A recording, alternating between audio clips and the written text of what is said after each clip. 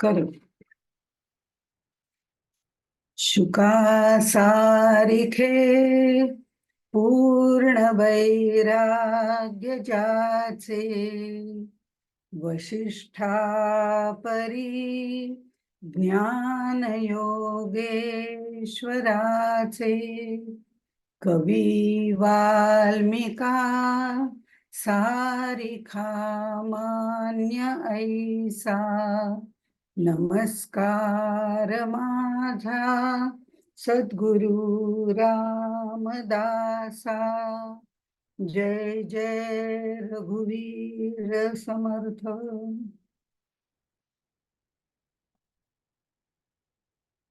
नवविधा भक्तीमधला आज आपण दशक 4 समास 3 नामस्मरण भक्ती याबद्दल बघणार आहोत. खरं म्हणजे आता या 3 भक्ती आपण बघतोय, म्हणजे पहिली श्रवण बघितली, दुसरी कीर्तन बघितली आणि आता तिसरी जी आहे ती नामस्मरण. ह्या तीनही भक्ती वाचिक भक्ती आहेत, जे आपल्याला वाचिक तप करायला शिकवतात. अशा ह्या 3 भक्ती वाचिक भक्ती आहेत. पुढच्या वेळेपासून सुरू होईल त्या कायिक भक्ती सुरू होतील. ही वाचिक भक्ती जी आहे ह्याच्यामध्ये जर आपण विचार केला की नामस्मरण भक्तीमध्ये, तर नाम हे परब्रह्मापर्यंत पोहोचण्याचं साधन आहे. आणि आपण जर बेलसरेंची पहिली प्रस्तावना वाचली असेल तर आपल्याला लक्षात येईल की एकोहम बहुश्याम या स्फुरणाने ओंकार तयार झाला. गीता त्याला एकाक्षर ब्रह्म म्हणते, वेद त्याला प्रणव किंवा ओंकार म्हणतात आणि उपनिषद त्याला शब्द ब्रह्म म्हणतात. आणि संत सज्जन जे आहेत ते त्याला साध्या भाषेमध्ये नाम असं म्हणतात, असं त्यांच्या प्रस्तावनेमध्ये दिलेलं आहे.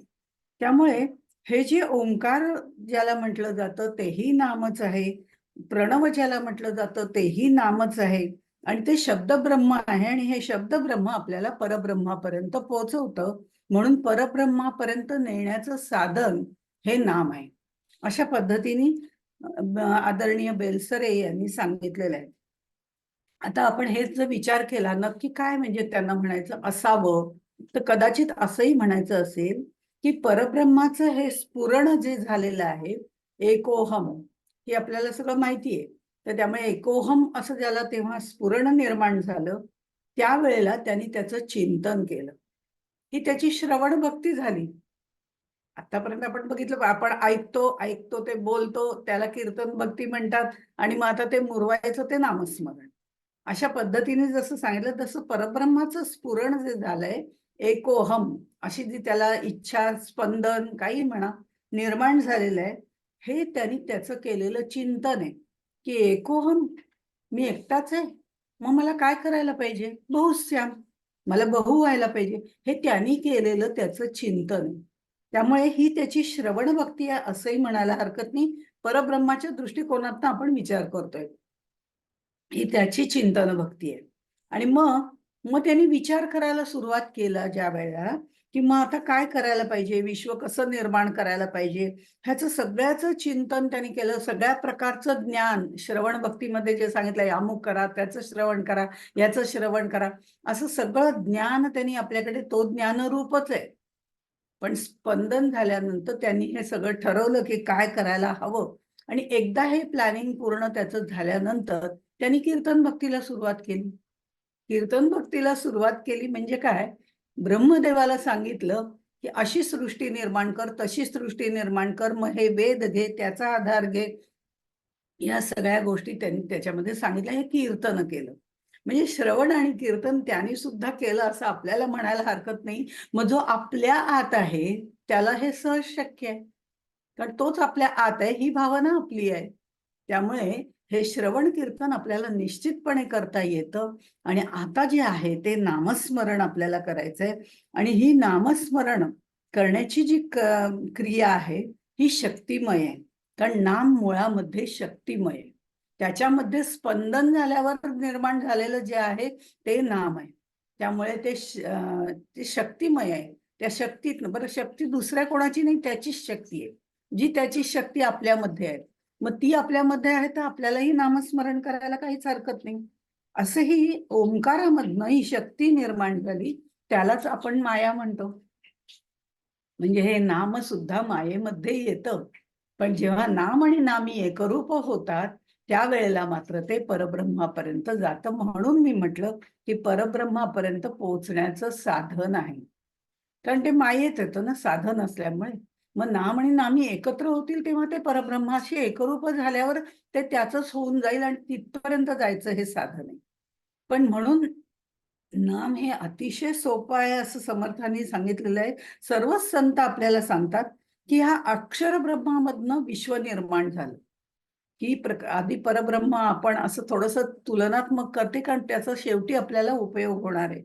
तर हे अक्षर ब्रह्मामधून हे सगळं विश्व निर्माण झालं आणि ते अक्षरम परब्रह्म, अक्षर ब्रह्म हे श्रेष्ठ आहे, त्यातनं सगळी निर्मिती झाली असं गीतेमध्येही सांगितलेलं आहे.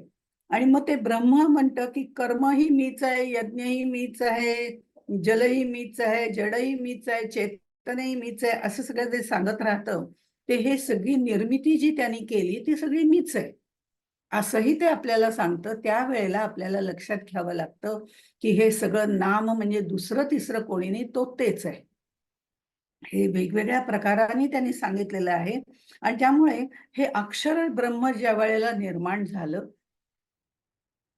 त्याच्यात सुद्धा नाम आधी निर्माण झालं आणि मग त्याचं रूप निर्माण झालं. कसं तर अक्षर जी निर्माण झालेली आहेत ती अक्षर सुद्धा ज्या वेळेला ऋषी मुनींनी एखाद्याचा ओम उच्चार करायचा ठरवला, आता उदाहरणार्थ परब्रह्माच्या बाबतीत आपण बोलतोय, तर आपल्या लक्षात येईल की ज्या वेळेला परब्रह्म म्हणजे काय हे बाकी कोणालाच माहिती नव्हतं, फक्त ऋषी मुनींनी त्याला जाणलेलं होतं. त्यावेळेला ते त्याला काय म्हणून आता लोकांना सांगायचं की हे परब्रह्म आहे, त्यांना काहीतरी म्हणजे त्याला नाम तर द्यायला पाहिजे. मग सगळेजण त्याला, आपण नाही का एखादी व्यक्ती चाललेली असते रस्त्याने आणि आपल्याला असं वाटतं की याचं नाव बी माहिती नाही, पण आपल्याला त्याला थांबवायचं असतं किंवा बघायचं असतं की त्याची वस्तू खाली पडली ती त्याला द्यायची असते. आपण ओ ओ छुछुत ओ ओ असं करतो की नाही. तर ते जे करतो तसं त्या परब्रह्माला काय नाव द्यायचं असं जेव्हा प्रश्न पडला तेव्हा त्यांनी म्हटलं ओ ओ, म्हणता म्हणता तो ओम झाला. आणि मग त्या ओम ओम करत सगळे लोक हा हे छान, मग हेच नाव त्याला दिलं आणि तोच ओंकार झाला. ते ओंकार हे त्याचं रूप आहे, पण ओम हे त्याचं नाम आहे. त्यामुळे ओम आणि ओंकार, ओंकार म्हटल्यावरती आपल्या डोळ्यासमोर लगेच कुठलं एक अक्षर तयार होतं, ते एकाक्षर ब्रह्म आहे असंही त्याला म्हटलेलं आहे. त्यामुळे एकाक्षर ब्रह्म, शब्द ब्रह्म, एकाक्षर ब्रह्म गीतेने म्हटलेलं आहे, वेद उपनिषदांनी शब्द ब्रह्म म्हटलेलं आहे. पण हेच आपलं सगळं नाम आहे असं आपल्याला सोप्या शब्दामध्ये बेलसरे सांगतात. आणि मग हे जे ओंकारातनं ही शक्ती निर्माण झाली, हे जे नाम निर्माण झालं, त्या नामापाठून त्याला अक्षर जे ब्रह्म त्याला एक प्रकारचं रूप प्राप्त झालं. तर ऋषी मुनींनी अशी पूर्वी धुळाक्षर असं म्हणत असत. तर धूळ म्हणजे सगळी माती जी आहे अगदी सगळी प्लेन करून अशी ठेवायची आणि मग ऋषीमुनींनी ओम ओम असं म्हणायला सुरुवात केलं. त्यांची सगळी पूर्व पुण्याई घालून तेव्हा ओम म्हणायला सुरुवात केली आणि त्याचं जे ध्वनीमुळे तिथे जे उमटलं त्याला ओंकार असं म्हटलं जातं. आणि तो ओंकार ज्या पद्धतीने उमटला त्या पद्धतीने त्यांनी तो आपल्याला पुढे दाखवला, लिहून दाखवला. आणि तो लिहिताना अर्थात तो असा खाली हे आणि मग वरती सोंड, ते ओंकार स्वरूप रूप गणेशाचे त्या पद्धतीने होता. आता आपण ओंकार काढतो तो परंपरेने बदलत गेलेला ओंकार आहे. मुळातला ओंकार हा गणेश स्वरूप आहे. त्यामुळे वरती सोंड आणि मग खाली ते दोन त्याच्या मांड्या, म्हणजे अशा पद्धतीने त्याचं रूप त्यांना दिसलेलं आहे. तसा ओंकार त्यावेळेला काढला जायचा. जुन्या अगदी पुराण पोथ्या बघितल्या तर त्याच्यात तसा ओंकार पाहायला मिळतो, म्हणजे खूप आधीच्या.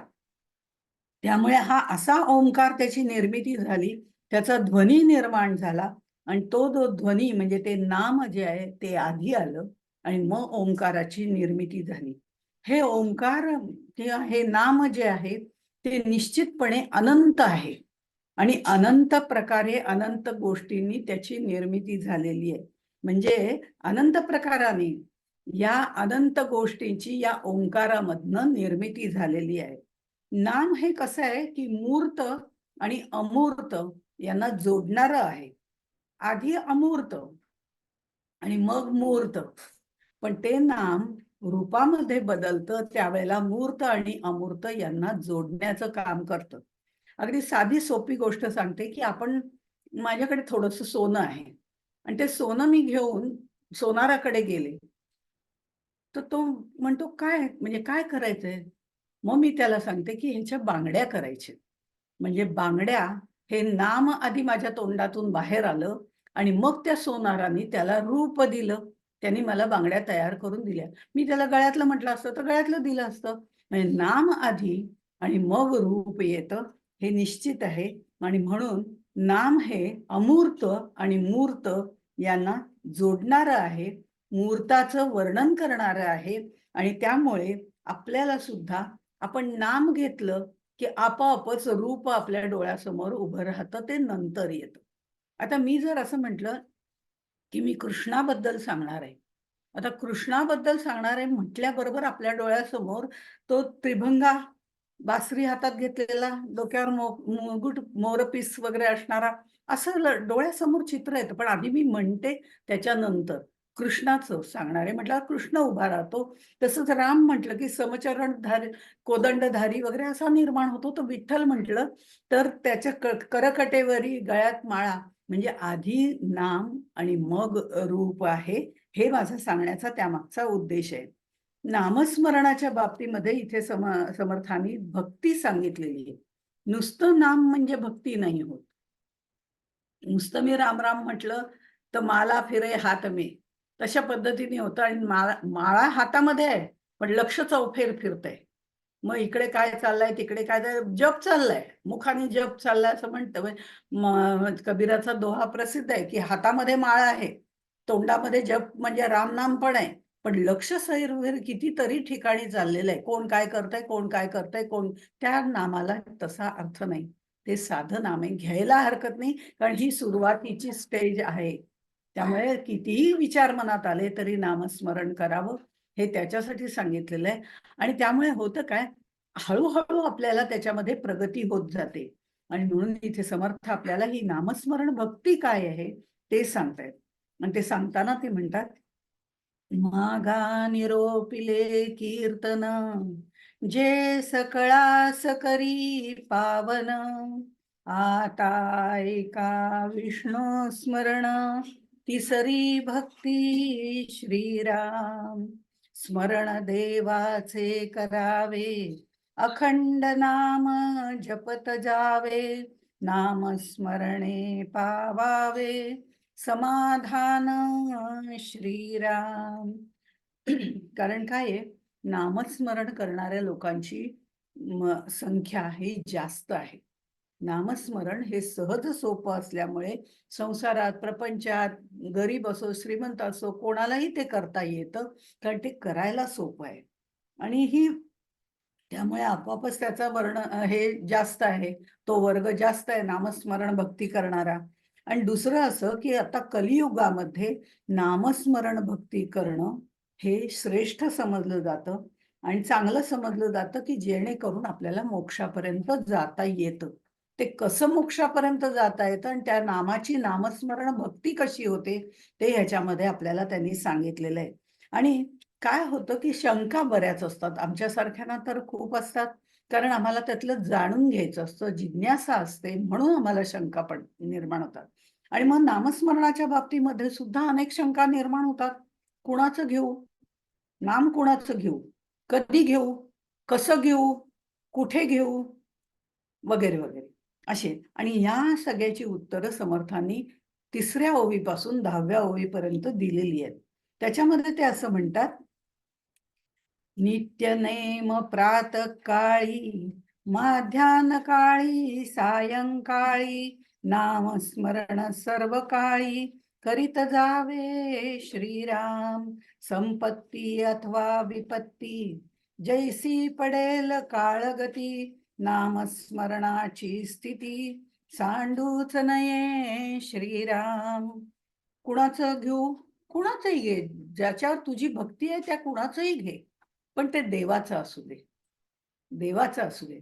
नाही तर मला खुर्ची आणि हा सोफा आवडतो म्हणून मी सोफा सोफा सोफा असं म्हणून मग ते नाम होणार नाही. कारण ते जड आहे, ते निर्जीव आहे. किंवा त्याही पेक्षा जडचेतनामध्ये जरी तो भरलेला असला तरी त्याचं नाम घे. त्याचं नाम घेतलं, त्या परब्रह्माचं, परमेश्वराचं, सगुणाचं, निर्गुणाचं, काय तुला पाहिजे त्या कुणाचंही नाव घे, कारण त्याच्यामध्ये चैतन्य आहे. ते चैतन्य आपल्यामध्ये येण्यासाठी त्या देवाचं तू नाव घे, जो देव तुला आवडत असेल. असं नाही की मला राम आवडतो म्हणून तू रामाचंच घे आणि तुला कृष्णाचं आवडतं म्हणून तू कृष्णाचं घे. तुला ज्याचं नाव आवडतं ते नाम तू घे, असं सांगितलं. पूर्वीच्या काळी देवदेवतांचीच नावं मुलांना ठेवत असत, म्हणजे आपोआपच तोंडामधनं हाका मारल्या की ते नाव आपोआपच येत जायचं आणि त्याची सवय लागायची. बरं कधी घेऊ? तिन्ही त्रिकाळ घे. जेव्हा पाहिजे तेव्हा घे, काही बिघडत नाही. तुला जेव्हा वेळ असेल तेव्हा घे. तुझं चित्त शांत असेल तेव्हा घे. कसं घेऊ? तुला आवडेल तसं घे. बसून घे, उभं राहून घे, फिरत घे, चालत घे, कसंही घे. उठता बसता धंदा करता, असं त्यांनी म्हटलेलं आहे. इथे स्मरण देवाचे करावे, अखंड नाम जपत जावे, असं त्यांनी सांगितलंय. नामस्मरणे पावावे समाधान. अशा पद्धतीने कुठेही याला नियम नाही, कुठेही नियम नाहीये, कारण स्मरण देवाचे करावे हे महत्वाचं आहे.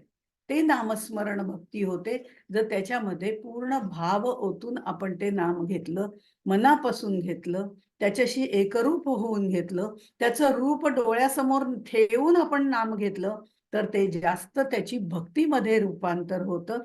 पण तरी सुद्धा तुला जसं जमेल तसं घे, सुरुवातीला जसं जमेल तसं घे, ही सवलत दिली की त्याची गोडी लागते. गोडी लागली की आपोआपच बाकीच्या गोष्टी येतात. त्यामुळे इथे त्यांनी असं म्हटलं, सुख-दुःख उद्वेग चिंता, आनंद अथवा आनंद रूप असता, नामस्मरणे विण सर्वथा रावत नाही. ही मात्र पुढची अट त्यांनी घातलेली आहे. अट नाहीच आहे नामाला खरं म्हणजे. कुठेही कुठलाही नियम नाही, नियमाचा काटेकोरपणा नाही, जाचकपणा नाही नाम घ्यायला. कारण नाम आणि जप याच्यात फरक आहे. पण नामस्मरणे विण सर्वथा राहोची नाही. सातत्याने नाम घे, असं त्यांनी सांगितलं. तुला सर्व साधनांमध्ये नामसाधन हे श्रेष्ठ आहे. त्यामुळे तू ते घे आणि कलियुगामध्ये ते साधन सगळ्यांना सोयीचं आहे आणि त्यांनी मुक्ती मिळू शकते. त्यामुळे हे साधन नामस्मरणाचं श्रेष्ठ आहे. तुला पटत नसेल तर शास्त्राचा अभ्यास करून बघ. आता शास्त्राचा अभ्यास करणं आणखीन कठीण आहे, पण तरी तुला करायचं असेल तरी कर. त्याच्यातही हेच सांगितलेलं आहे की नामस्मरण भक्ती कर. बरं, तुझे कुठलेही व्यर्थ संशय असतील तर ते नष्ट होऊन जातील. माझं म्हणणं पटेल तुला, त्या शास्त्राधाराप्रमाणे मी बोलतोय. त्यामुळे हे तुला सगळं पटेल आणि मग तू सुद्धा रोज नामस्मरण करशील, अशा पद्धतीने समर्थांनी हे सांगितलेलं आहे. हे 4 व्यावहारिक गोष्टी आहेत. नामसाधन श्रेष्ठ आहे. तुला पटत नसेल तर शास्त्राचा आधार घे, कारण मी शास्त्राप्रमाणे सांगितलेलं आहे. तुझे संशय आपोआप नष्ट होतील आणि मग तू सुद्धा नामस्मरण करशील. अशा ह्या 4 पद्धतीने समर्थांनी सांगितलेले आहेत. कारण तुकाराम सुद्धा असं म्हणतात, वेद अनंत बोलला अर्थ इतुकाची झाला, विठोबाला शरण जावे, निज निष्ठे नाम घ्यावे. निज निज निष्ठे हे महत्वाचं आहे. पण वेद अनंत बोललेला म्हणजे एवढं वेद वाचायची गरज नाहीये. तू नामस्मरण केलंस तरी होऊ शकतं आणि हे सहज शक्य आहे. कारण नामासाठी कुठला नियम लागू नाहीये. कुठेही कर, उठता बसता धंदा करता म्हटलात त्याप्रमाणे. बरं, देवाची आम्हाला इथे त्यांनी म्हणतात की सुख दुःख उद्वेग चिंता, आम्ही सुखात असतो ना, आमची पंचायत काय होते की आम्ही सुखात असतो ना तेव्हा आम्ही त्याच्यात इतके गुंतून जातो की आम्हाला नामस्मरणाची आठवणच राहत नाही. एवढे छान छान आनंदाचे दिवस असतात आणि आम्ही त्याच्यातच रमतो. बरं, दुःख आलं तरी आम्ही म्हणतो एवढं केलं देवाचं तरी तो माझ्या पदरी दुःख घालतो मलाच का, असं म्हणून त्या दुःखातही त्याला आम्ही स्मरत नाही. उद्वेग चिंता, त्यामुळे जो काळाच्या पुढे म्हणजे सतत जी जी जी असं करतो त्याला काळजी असते, आणि ज्याला काळजी असते त्याला चिंता असते. मग चिंता असल्यानंतर ते नामस्मरण करताना त्या चिंतेमध्ये लक्ष जास्त असतं. पण इथे त्यांनी असं म्हटलंय, सुख असलं तरी 4 माळा तरी ओढाव्यात. ओढाव्यात म्हणजे जप करा, जप नाही, नाम घ्यावं. अगदी जप नाही केला तरी मध्ये काहीतरी वेळ असेल तेव्हा श्रीराम जयराम म्हणा, किंवा जे आपल्याला आवडत असेल ते म्हणावं. दुःख असेल तेव्हाही त्याला आपण दोष देताना जेवढा वेळ घालवतो, तेवढ्या वेळात आपल्याला ते म्हणता येतं. पण त्याला कशाला दोष? म्हणजे सुखस्य दुःखस्य नकोपि दाता. हे आपण निर्माण केलेलं आपलं सुख-दुःख असतं. सुख-दुःख देणारा भगवंत नाही. आपल्या कर्माची फळं आपण भोगत असतो. त्यामुळे आपल्याला सुख देणाराही तो नाही आणि दुःख देणाराही तो नाही. आधीचं बिल आपण आता पेड करत असतो. बाकी काही नाही. त्यामुळे त्याचं काहीच काम नाहीये इथे. पण त्याचं नामस्मरण घेतलं की तुला मात्र बळ येईल, हे निश्चित आहे. आणि आनंदरूप असताना तर कुंतीने सुद्धा असंच मागितलं होतं, की मला सतत तू दुःखच दे, कारण दुःखात तुझं स्मरण होईल. पण आम्ही दुःख मागूच शकत नाही. कारण आम्हाला वाटतं आम्ही आनंदाकरता आलोय, तर आनंदच आपल्याला पाहिजे. तो म्हणजे दुःख येतं हे आपल्या पूर्वसंचितामुळे, पूर्वप्रारब्धामुळे येत असतं.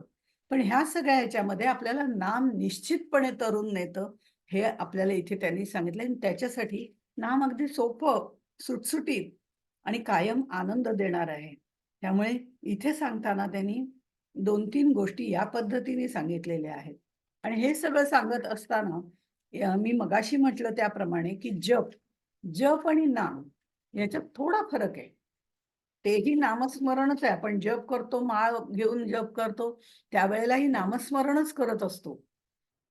पण थोडा त्याच्यात फरक असा आहे, की जप हा साधारणतः एका जागेवर बसून केला जातो. त्यामुळे एका जागेवर स्थिर आसनामध्ये तो करावा असं म्हटलं जातं. हे जप जे आहेत ते 3 प्रकारचे जप आहेत. हे 3 प्रकारचे जे जप आहेत ते सांगताना जर आपण बघितलं तर पहिला वाचिक जप आहे. वाचिक म्हणजे मोठ्या आवाजात वैखरीने केलेला असा जो जप आहे त्याला वाचिक जप असं म्हणतात. आणि त्यामुळे होतं काय, की आपण जेव्हा मोठ्याने जप करत असतो तेव्हा आपलं सगळं चित्त त्या ठिकाणी साठवलं जातं. एकत्रित येतं म्हणजे बाहेर कुठे जात नाही. नाहीतर मनातल्या मनात करताना आपलं इकडे-तिकडे जप करताना लक्ष भलतीकडेच असतं. तसं होत नाही. वाचिक जपामध्ये सुरुवातीला वाचिक जप करावा असं म्हटलं जातं, की ते ऐकून आपल्याला आपलं चित्त एका ठिकाणी राहतं.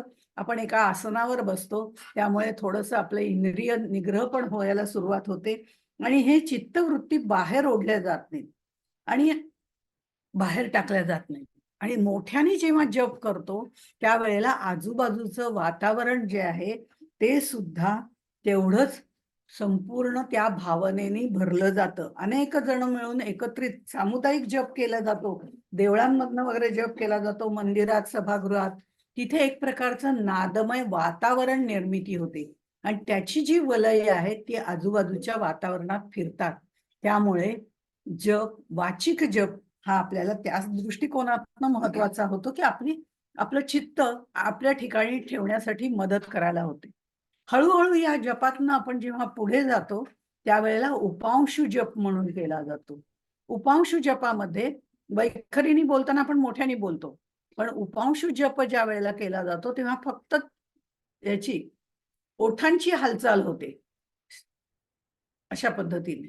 म्हणजे थोडीशी ओठांची हालचाल होते, नामस्मरण चालू असतं, त्याचं उच्चारण चालू होतं. आपल्याला आपलं ऐकू येतं, इतपत तो जप असतो. आपल्याला आपलं ऐकू येतं. आपल्याला बाहेरच्यांना कोणाला ऐकू जायला पाहिजे असं नाही. आपल्याला आतमध्ये ते ऐकायला सुरुवात होते आणि इथे आपलं अंतर्मुख व्हायची सुरुवात होते. जेव्हा बैठक पक्की होते, तेव्हा अंतर्मुखही नंतर व्हावं लागतं. ते अंतर्मुख होणं जे आहे, ते हळू आपल्याला ते आत्मारामाशी संवाद साधायला सुरुवात करतं. आत्मारामाशी म्हणजे आपल्या आत्म्याशी संधान ठेवण्याचा हेतू त्याच्यामध्ये असतो. तो उपांशु जप असतो.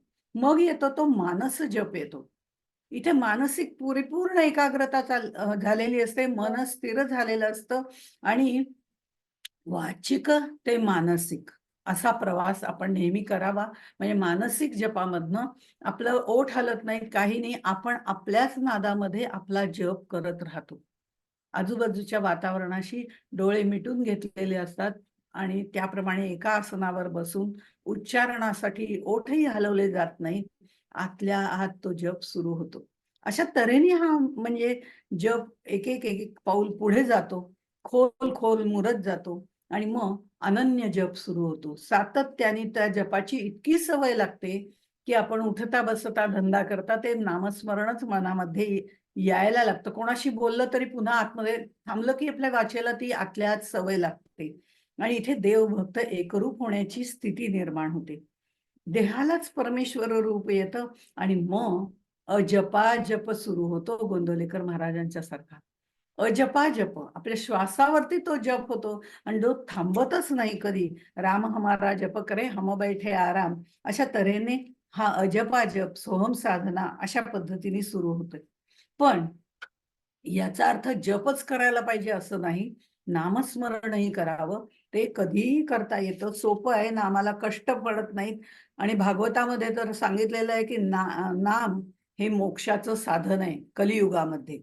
त्यामुळे जप, तप, यज्ञ या सगळ्या गोष्टी अवघड आहेत. एकाच जागी बसणं प्रत्येक वेळी शक्य नाही. पण बाहेरगावी गेलो तर नाम घेता येतं. कुठेही घ्या.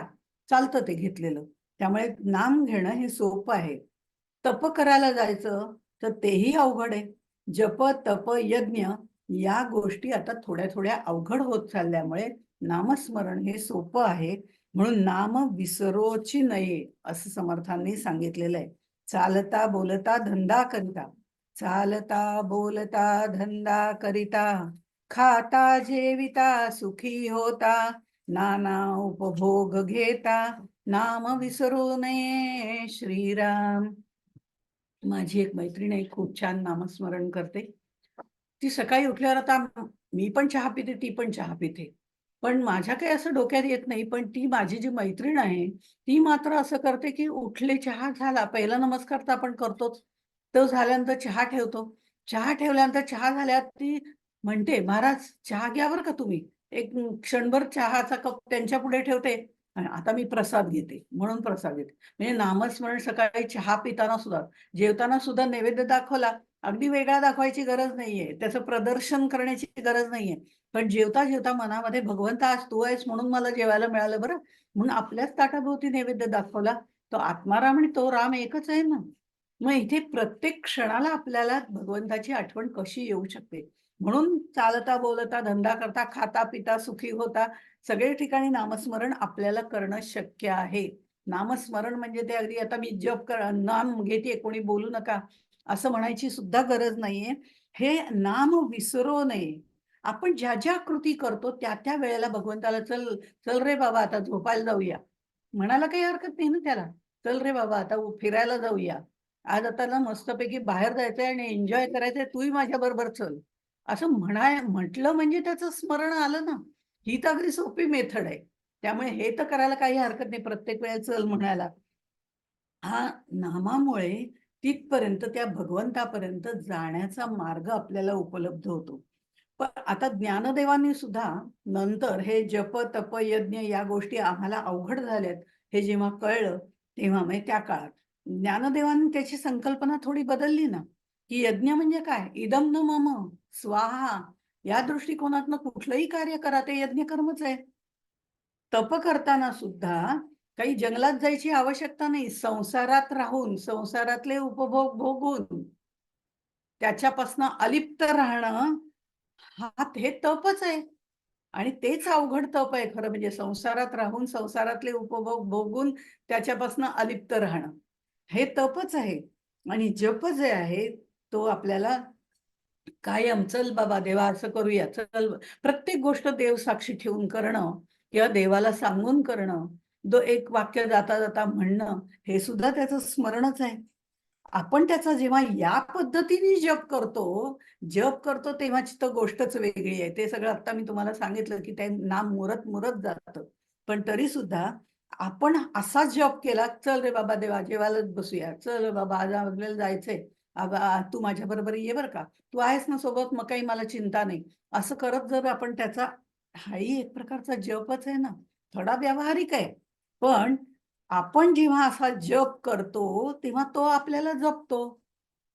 योगक्षेम वहाम्यहम, त्याप्रमाणे तो आपल्याला जपतो. म्हणजे आपण त्याचा असा जप केला तरीही तो आपल्याला जपतो. एवढं त्याला नामाचं अट्रॅक्शन आहे भगवंताला. आपल्याला ते असेल तर फारच उत्तम आहे. मग तिथे एकरूपता येते, हे तितकंच खरं. आणि म्हणून समर्थ सुद्धा असं म्हणतात मनाच्या श्लोकामध्ये, बहु चांगले नाम या राघवाचे, अति साजिरे स्वल्प सोपे फुकाचे, करी मूळ निर्मूळ घेता भवाचे, जीवा मानवा हेची कैवल्य साचे. हेच ब्रह्म आहे, दुसरं तिसरं ब्रह्म काही नाहीच आहे. हेच खरं म्हणजे ब्रह्म आहे. पण बऱ्याच वेळा आपल्याला भगवंताची विस्मृतीच होते.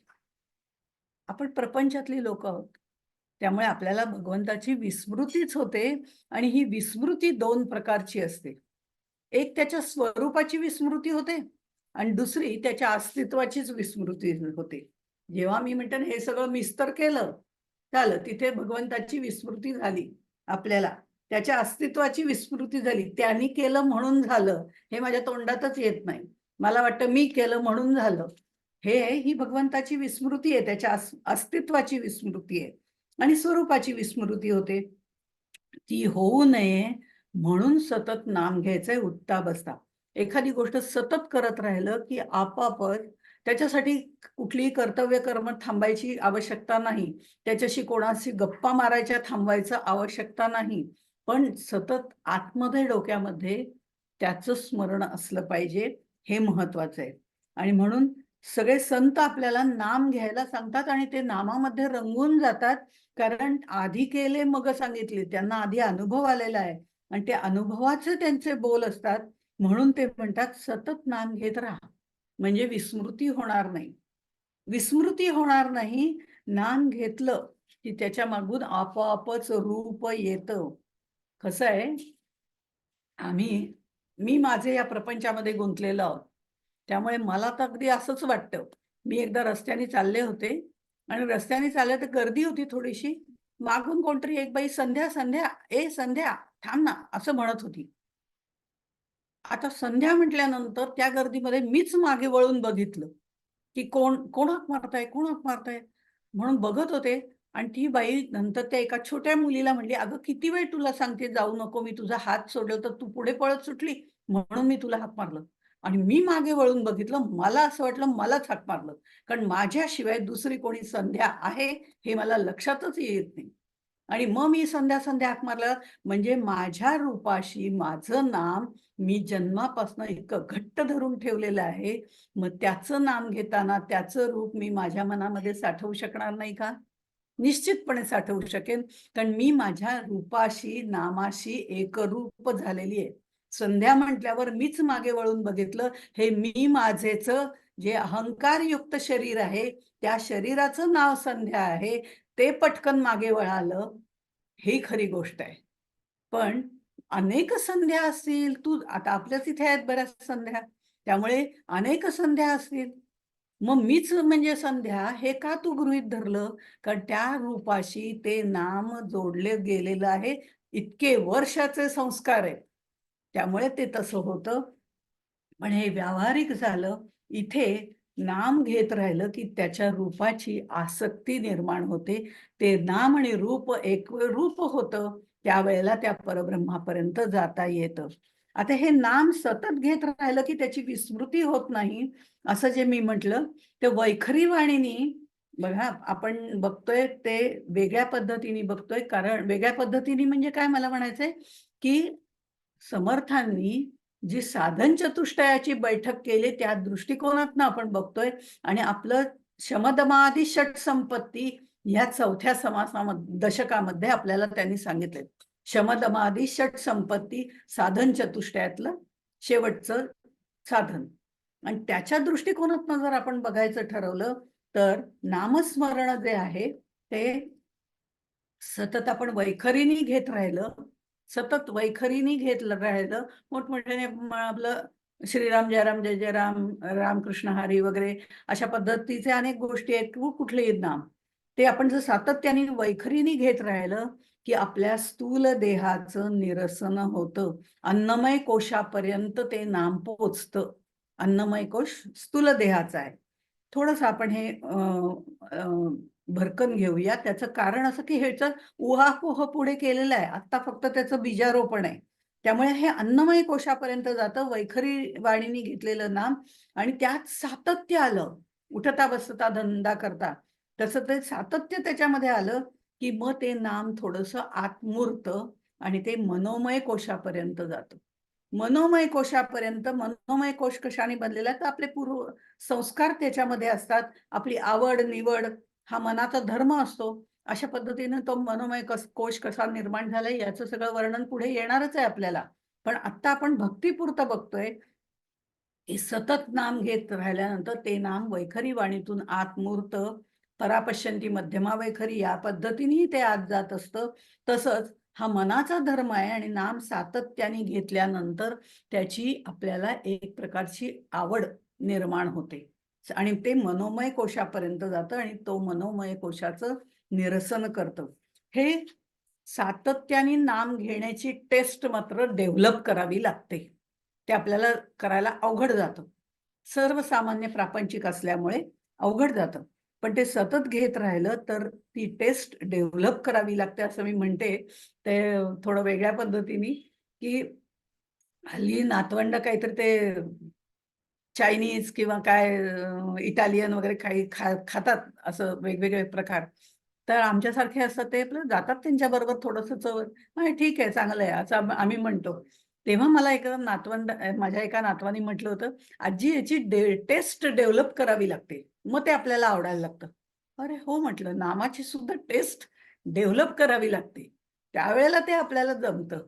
मग हे टेस्ट डेव्हलप करणं जे आहे ना, ते आपल्या हातात आहे. त्यामुळे मग आपण हळू-हळू रोजच खाल्लं, की आपल्याला ते आवडायला लागतं. नाम रोजच घ्यायला लागलं, की ते आपल्याला आवडायला लागतं. अशी आपली पण टेस्ट डेव्हलप होते. आपण प्रपंचात राहिलो ना, तरी सगळे आजूबाजूचे काय-काय बोलत असतात, ते आपण आपोआपच परमार्थाशी जोडायला सुरुवात करतो आणि ते आपल्या मनातच ठेवावं. लगेच लेक्चर द्यायचंही कारण नाही. नाहीतर मग पुन्हा आपण तिकडेच घसरतो. तर त्यामुळे हे आपल्या मनातच ठेवावं आणि आपल्या पद्धतीने ती टेस्ट डेव्हलप करावी. आपली आवड निर्माण होते. आणि मग ते आवडीने घेतल्यानंतर मनोमय कोशापर्यंत पोहोचतं आणि मग दास्य, सख्य या सगळ्या भक्ती ज्या निर्माण होतात, त्या नामामध्ये भक्ती रस निर्माण होतो आणि भक्ती रस निर्माण झाला, की ते विज्ञानमय कोशापर्यंत जातं. तिथपर्यंत गेल्यावर ते मुरायला सुरुवात होते, अंगात मुरायला सुरुवात होते. आपण लोणचं घरी करतो, आता कैरीचे वगैरे सीझन आहेत, तर ते लोणचं ज्यावेळेला तयार करतो, त्यावेळेला नंतर त्याच्यावरती तेल टाकतो. आधी सगळं भरतो बरणीमध्ये आणि मग तेल टाकतो त्याच्यामध्ये. मग हे तेल ज्यावेळेला टाकतो, त्यावेळेला ते असं आतात, आतात, आतात मुरत जातं. नामही असंच आतात, आतात मुरत जातं. जेव्हा लोणचं घालाल तेव्हा नामाची आठवण आपोआप येईल. त्यामुळे ते तसं मुरत जातं आणि हे आतात जसं मुरत जातं ना, तसं ते परावाणीपर्यंत जातं. तिथपर्यंत गेल्यानंतर त्याला थोडं हलवावं लागतं, की "अरे, पोहोचतोयस बरं का, आता सोडू नको, आता अजिबात सोडू नको." ते नाम घेत राहा आणि मग हे नाम ज्यावेळेला परावाणीच्या पर्यंत जातं, त्याच्यानंतर आपोआपच अनाहत नामाचा साक्षात्कार होतो. अनाहत ध्वनी ज्याला म्हटलं जातं, की नामस्मरण करता-करता त्याचा नाद आतमध्ये निनादालाच लागतो. तो तिथे स्थिर होतो, सूक्ष्म होतो आणि त्याचं रूपांतर अनाहत ध्वनीमध्ये होतं आणि तेच म्हणजे सातत्याने राम हमारा जप करे, हम बैठे आराम. आता मला काहीच करावं लागत नाही. आता त्याचं तो बघून घेईल. त्याप्रमाणे नाम होतं आणि ते आनंदमय कोशापर्यंत जातं. आनंदमय कोश सुद्धा तिथे पूर्णपणे विरघळून जातो. पूर्णपणे शांत होतो आणि अशा तऱ्हेने हा पंचकोशाचा निरास करणारं नाम हे सगळ्यात श्रेष्ठ आहे. स्मरण भक्तीमध्ये इथे ज्यावेळेला परिपूर्णता येते, त्यावेळेला आपल्याला मनोनिग्रह म्हणजे शम ज्याला म्हटलं जातं, तो साध्य होतो.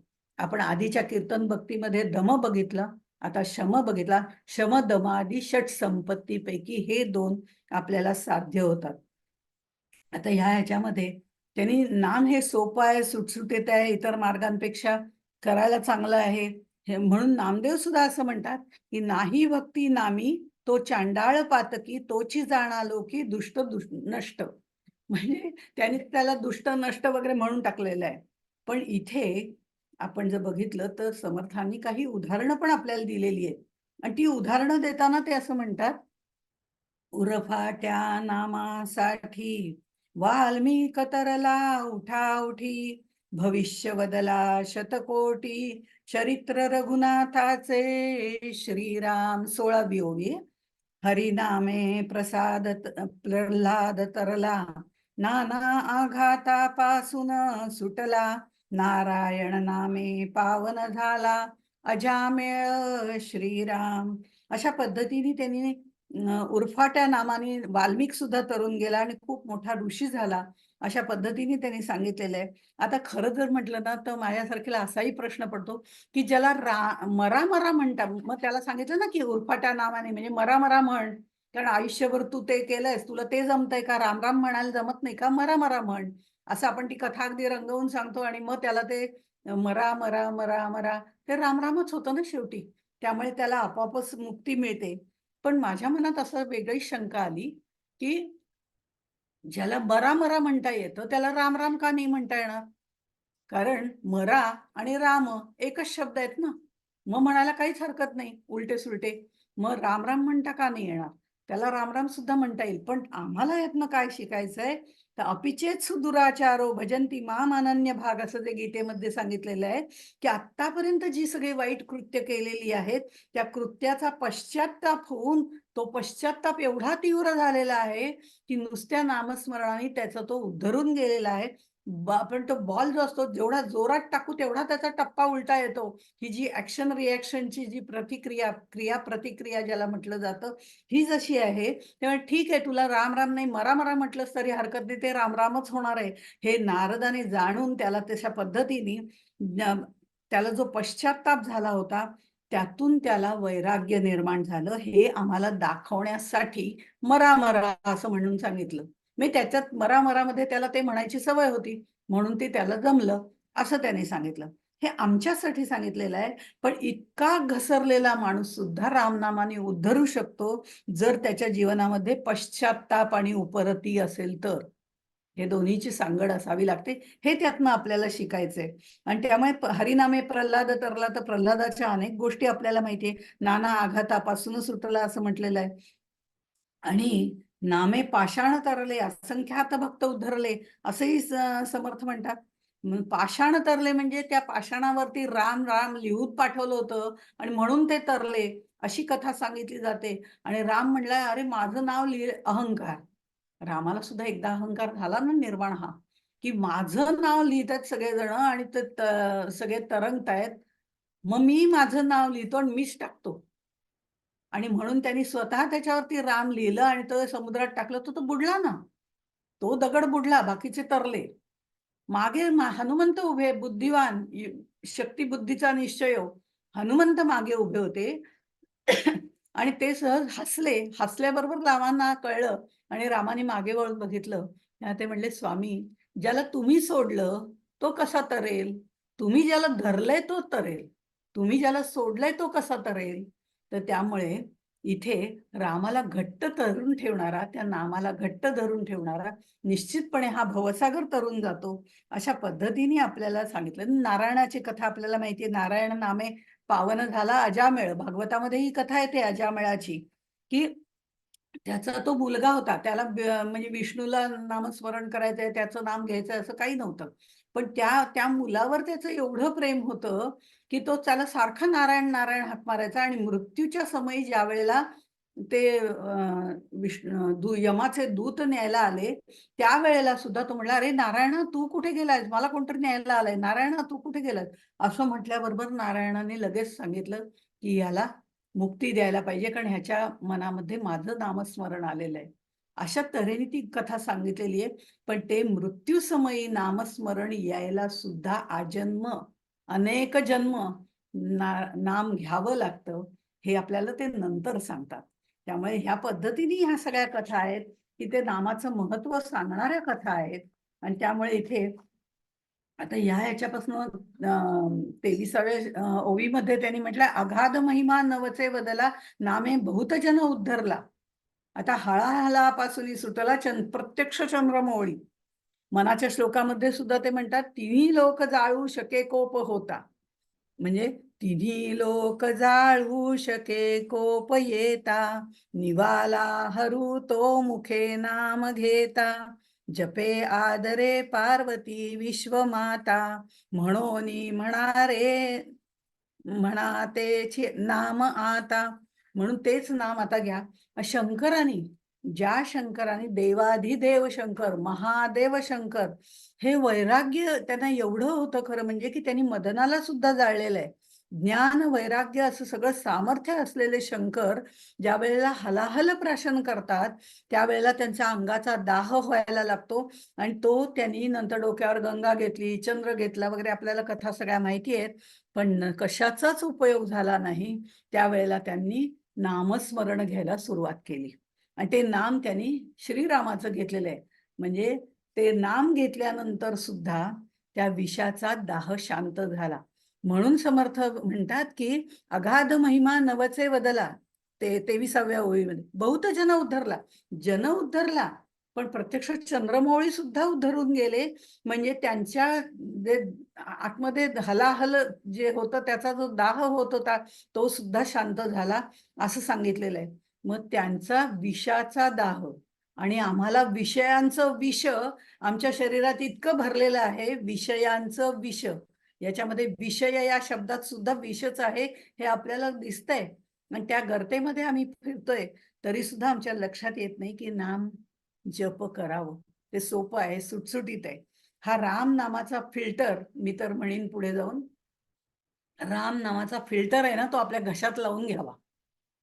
हा फिल्टर इतका मस्त आहे की ह्या कंठात बसवून घेतला की वाईट बोलणं, बाहेरनं कोणी वाईट बोललं तरी ते आपल्या हृदयापर्यंत जात नाही आणि आपल्याला त्रास होत नाही. आपण म्हणतो ते त्याचं मत आहे, हे माझं मत आहे, संपला विषय.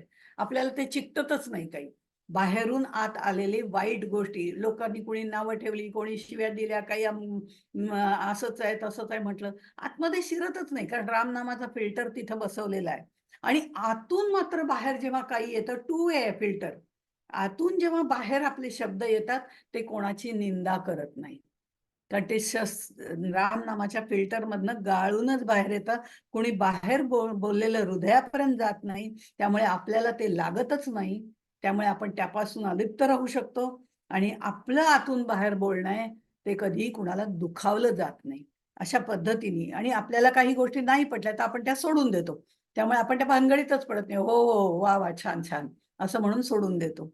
म्हणजे इथे भगवंताच्या नामस्मरणाने आपल्याला आपल्या जीवनातल्या सुखदुःखाकडे पाहण्याचा आपला दृष्टिकोनच बदलून जातो. आणि म्हणून समर्थ म्हणजे असं म्हटलं जातं, काहीच न करूनी प्राणी राम नाम जपे वाणी, तेणे संतुष्ट चक्रपाणी भक्ता लागी सांभाळी. 21व्या ओळीमध्ये म्हटलेलं आहे. पण काय होतं, आम्ही फक्त एवढंच वाचतो, काहीच न करूनी प्राणी. समर्थांनी सांगितलंय काही करायची आवश्यकता नाही, एवढंच आम्ही. पण राम नाम जपे वाणी, कारण आळशीपणावरती समर्थांचा तीव्र विरोध आहे. त्यांना आळशीपणा अजिबात आवडत नाही. फक्त नाम घ्या याचा अर्थ काहीही न करता नाम घ्या असं म्हटलेलं नाहीये. काहीच न करूनी प्राणी असं जरी म्हटलं असलं तरी आपली कर्तव्य, संसारातली कर्तव्य, समाजातली कर्तव्य, ही सगळी कर्तव्य आपल्याला करायचीच आहेत. कारण निष्क्रियता समर्थांना अजिबात मान्य नाही. यज्ञ तो देव जाणावा असं ते म्हणतात. क्रियेविण वाचाळता व्यर्थ आहे असं ते सांगतात. म्हणून ते असं म्हणतात की काहीच न करून प्राणी म्हणजे काही करायचं नाही असं नाही. आता मला नामस्मरण करायचं, मला काहीच करायचं नाही असं नाहीये. तर बाकीचं जर सगळं आपण जेवतो खातो हे तर करावंच लागतं ना, श्वास घेतो, मग कर्तव्य कर्म सुद्धा करायचीच आहेत. ती करता करता नामस्मरण करायचं आहे. नामस्मरण करताना रूप मनी आठवावे, आठवण्याची गरजच पडत नाही. नाम घेतलं की रूप डोळ्यासमोर उभं राहतं आणि मग ही तिसरी भक्ती स्वभावे निरोपिली असं त्यांनी म्हटलंय. आणि हे सगळं सांगताना नाम आणि रूप हे एका पाठोपाठ येतं हे आपण मगासपासून बघतोय. आणि ज्या वेळेला नाम आणि नामी एकरूप होतात त्यावेळेला मात्र तिथे पूर्णतः मोक्ष प्राप्ती होते. याची जन्मी, याची देही, याची डोळा ते प्राप्त होऊ शकतं. पण त्याच्यासाठी सुद्धा अनेक जन्माची पुण्याई लागते, तीही आधी मिळवावी लागते. नाम आधी आहे आणि मग रूप आहे, हे आपण बागडीचं उदाहरण घेतलं, त्याच्यावरनं बघितलं. खरं म्हटलं तर हे रूप सगळ्यांच्या हृदयात आहे. बाहेर सगळ्या चराचरामध्ये भरलेलं आहे. पण आम्हाला दिसतं का हो? आम्हाला दिसत नाही. आमच्या आतलं तर नाहीच दिसत, पण आमच्या बाहेरचं पण रूप आम्हाला दिसत नाही. आम्ही म्हणतो या चराचरामध्ये तो भरलेला आहे, पण ते रूप आम्हाला जाणवत नाही. पण ज्या वेळेला हे नामस्मरण आत आत मुरत जातं आणि परावाणीच्या पलीकडे जातं, तेव्हा त्या परेहून परत्याचं सगळीकडे दर्शन व्हायला लागतं. आणि दर्शन व्हायला लागतं म्हणजे मी डोळे मिटले तरी त्याचं दर्शन होतं आणि मी डोळे उघडले तरी चराचरामध्ये तो दिसायला लागतो. कारण त्याचं रूप सगुण, निर्गुण दोन्हीकडे जाण्यासाठी हे नाम महत्वाचं आहे. आणि हे नाम सातत्याने घेत राहिल्यामुळे सुरुवातीला नाही दर्शन झालं, पण ते नाम जसं मुरत जातं, तसं डोळे उघडले तरी आम्हाला त्याचंच रूप जडचेतन प्रत्येक गोष्टीमध्ये दिसायला लागतं. आम्हाला गुलाबाचं फूल नाही दिसत, त्यातला विभूती योगाप्रमाणे त्यातलं सौंदर्य दिसायला लागतं. त्या फुलाच्या मागचं ते तत्व दिसायला लागतं. ते जे आहे ते तत्व आम्हाला आनंद देतं. असं प्रत्येक गोष्टीमध्ये आम्हाला त्याचं चैतन्य दिसायला लागतं आणि ते रूप आपोआप आधी नाम मग रूप. ते रूप आम्हाला दिसायला लागल्यानंतर हळू नाम आणि नामी. रूप ज्याचं आहे त्याला नामी म्हणतात. म्हणजे आता कृष्ण असेल तर कृष्ण हा नामी झाला. राम असेल तर राम हा नामी झाला. आणि नाम आणि रूप हे जेव्हा एक होतं म्हणजेच नाम आणि नामी जेव्हा एकरूप होतात, तेव्हा त्या भक्तीची श्रेष्ठता प्राप्त होते. आता इथे काय आहे, आपण म्हणतो संत सतत नामस्मरण करत असतात. त्यामुळे त्यांना दर्शनाचीही अपेक्षा नसते बरं का. म्हणजे भगवंताचं दर्शन व्हावं असंही त्यांना वाटत नाही, कारण ते म्हणतात त्या नामातच तो बसलेला आहे. तर आणखीन वेगळं काय त्याचं दर्शन घ्यायचंय. पण भगवंतालाच त्याच्याबद्दल इतकी ओढ लागते, त्याच्याबद्दल इतकी ओढ लागते, की तो भगवंत म्हणतो, "अरे हा इतकं नाम घेतोय आणि मी त्याच्या सतत समोर येतोय, पण तो पाहतच नाही. तो आपल्या आनंदामध्ये मस्त असतो, आपल्या नामस्मरणामध्ये मस्त राहतो. आता मलाच काहीतरी करायला पाहिजे." म्हणून तोच त्याच्या दृष्टीमध्ये जाऊन बसतो. तो त्याच्या दृष्टीमध्ये जाऊन बसल्यानंतर या दृष्टीने त्याला जे दिसतं ते भगवंतमयच दिसतं. अशा पद्धतीने तोच त्याच्या दृष्टीमध्ये जाऊन बसतो आणि तरीही याचं नामस्मरण चालू असतं. त्या नामातच प्रेम आहे, तेच त्याचं धाम आहे, असं त्याला जेव्हा वाटतं, धाम परमं मम असं त्याला वाटायला लागतं. त्यावेळेला मग भगवंताला असं वाटतं, अरे हा आपल्याकडनं काहीच घेत नाहीये. हा फक्त नाम करतो आणि माझ्याकडनं घेत नाही, माझं रूप पाहत नाही, मी त्याच्या डोळ्यात जाऊन बसलोय, तेव्हा त्याला डोळे उघडल्यावर सर्वत्र मी दिसायला लागतोय. पण तरी सुद्धा हा काही मागतच नाहीये. हा जर मागत नाही, तर मला त्याच्याकडे जायलाच पाहिजे. आता मी त्याच्याकडे जाऊन त्याचीच सेवा करतो. जो हरीची सेवा करतो, त्याची सेवा हरी करतो. अशा पद्धतीने आपल्याला सांगितलं जातं आणि त्याची सेवा करण्यासाठी तो तिथे येतो. त्या नामस्मरण करणाऱ्याची सेवा करण्याकरता तो तिथे काही ना काही रूपामध्ये येतच राहतो. मग गोंदवलेकर महाराजांनी खूप मोठा एक तोंडातून त्यांच्या आलं, "उद्या आपण एक सहस्र भोजन करूया." आज जातात बघतात काही नाहीये, रिकामं आहे सगळं. होईल ना म्हणे, भगवंत आहे ना, बघेल. आता मी तू म्हटले माझ्या तोंडातून तोच तर त्यांनीच तर बोललाय. तर माझ्या तोंडून बोलणारा तोच आहे, तो बघेल काय करायचं ते. दुसऱ्या दिवशी सगळ्या पोतीच्या पोती गाड्या भरून एका धनिकाने त्यांना आणून दिल्या. अशी कथा सांगितली जाते. मग हा त्या रूपाने आला की नाही? म्हणजे भगवंतच भक्ताच्या प्रेमापोटी तिथे येतो. आपण एकनाथ महाराजांचं उदाहरण घेतलं, तर एकनाथ महाराजांची सेवा करण्याकरता श्रीकृष्ण श्रीखंड्या बनून आला होता ना. आणि श्रीखंड्या बनून नुसता आला नाही हो. तो त्यांच्या मनात पण जाऊन बसला होता. मनात तर बसणारच आहे. परेहून परतेपर्यंत ते नामस्मरण गेल्यानंतर मनात तर तो बसणारच आहे. तो श्रीखंड्यात सुद्धा गंमत आहे. त्यांनी सगळी कामं त्यांची केली. तो श्रीकृष्ण होता. मग हा श्रीकृष्ण एकनाथ महाराजांची सेवा करण्याकरता श्रीखंड्याच्या रूपाने आला. मग हा जो श्रीखंडाच्या रूपाने येतो, तो त्यांच्या मनातही जाऊन बसतो. मनात जाऊन बसतो म्हणजे एकदा असं होतं, की एकनाथ महाराजांकडे एक जण येतात. त्यांच्याकडे भविष्य विचारायला, काही इतर अडचणी विचारायला, काही पैशाची अडचण असेल तर सांगायला येत असत आणि एकनाथ महाराज त्यांना मदत करत असत. तसा एक जण येतो आणि म्हणतो, "महाराज नाही आहेत का घरात? आहेत तर का? काय कुठे आहेत म्हणजे?" असं नाही, नाही ते चांभाराकडे गेलेत." असं श्रीखंड त्यांना सांगतो. आणि श्रीखंडाने सांगितलं तर "नाही येतील, येतील. एक अर्ध्या तासात येतील. बसा तुम्ही इथे." तर म्हणून ते बसतात. आणि ते तिथे बसलेले असतात आणि नंतर बघतो तर महाराज एकनाथ महाराज आतल्या देवघरातनं बाहेर येतात सोळं बिळं नेसून. "अरे तुम्ही आलात का? वा वा नमस्कार." आणि श्रीखंड्यांनी सांगितलेलं असतं ते तर गेलेच चांभाराकडे. त्यांची चप्पल टाकली ना त्याच्यासाठी. अरे म्हणे तू तर म्हणला हे तर सोहळ्यामध्ये आहेत. विचारा की म्हणे त्यांना कुठे गेले होते. मग त्यांच्या लक्षात येतं, की मी जेव्हा पूजा करत होतो, तेव्हा माझ्या मनामध्ये मात्र वेगळं होतं, की आता ही पूजा अर्चा झाली, की चांभाराकडे जे जोडे शिवायला टाकले ते घेऊन यायचे. म्हणजे मन होतं कुठे? चांभाराकडे. कळलं कुणाला? तो जो श्रीखंड्या होत्या, त्या श्रीखंड्याला कळलं. कारण तो त्याच्या मनामध्येच होता ना. एकनाथ महाराजांच्या मनातच होता. मग ध्यानी मनी चित्ती हे नामस्मरण सतत राहिलं, तर त्या भगवंतालाच आपली इतकी ओढ लागते आणि तो आपल्या नामापाठी धावत येतो आणि त्याचं रूप जरी दिसलं नसलं असलं तरी सुद्धा ते रूप आत साठवलं जातं. तिथेच नाम आणि नामी एकरूप होतात. म्हणून समर्थ असं म्हणतात, म्हणून नाम अखंड स्मरावे, रूप मनी आठवावे, तिसरी भक्ती स्वभावे, निरूपली श्रीराम. हे नाम सातत्याने अखंडपणे आपल्या चिंतनामध्ये राहिलं पाहिजे. आपोआपच तिथपर्यंत पोचता येतं. तेव्हा ती नामस्मरण भक्ती तयार होते तेव्हा. आणि मग हे सांगता सांगता जाता जाता त्यांनी गीतेसारखा उल्लेखही केलेला आहे. तो 24व्या ओळीमध्ये केलाय. चहुवर्णा नामाधिकार नामी नाही लहान थोर, जड मूढ पैल पार पावती नामी. चहुवर्णा नामाधिकार.